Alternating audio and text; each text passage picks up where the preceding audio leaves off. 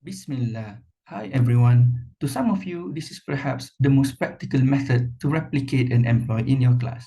This method is about teaching by asking questions. Let me ask you a question now. Do you think as a lecturer, we should ask students more questions in the class? Rather than telling you how useful the technique of asking questions is, I actually made you think by asking you a question and triggering your mind to think about the answers. Before I proceed, let me share some important scholarly works that use this method or discuss the method.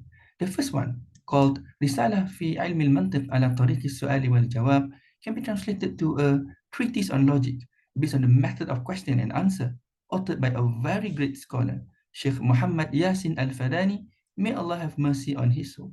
There are many other great works, but let me mention two of them. The first, entitled Al-Rasul Al-Muallim, has been translated into Mendidik Gaya Rasulullah, published by Gallery Ilmu, which clearly provides evidence on how even the Prophet as a teacher uses this method. Not to forget a work on Kitab Al-Alim wal-Muta'allim, or The Teacher and the Seeker of Knowledge by Imam Abu Hanifa, which highlights how Imam Abu Hanifa, the founder of Hanafi Madhab, effectively and heavily relied on this method of asking questions during his teaching. Now, let me break this down for you. Firstly, asking questions itself is a good method rather than straight away telling them about something.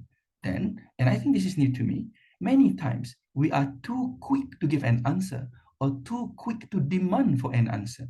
There have been studies that argue that if we wait for 5 seconds for an answer, students will be able to think more critically. Also, after the students have answered any questions, it is not always necessary for us to directly respond to their answers.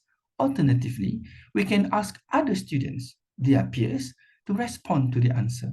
This will foster and facilitate better engagement and again, critical thinking among the whole class.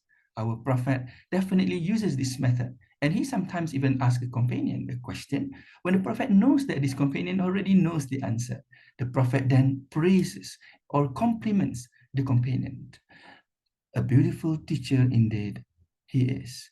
To end, let me quote some sayings of the Prophet, which should encourage us to become a better educator.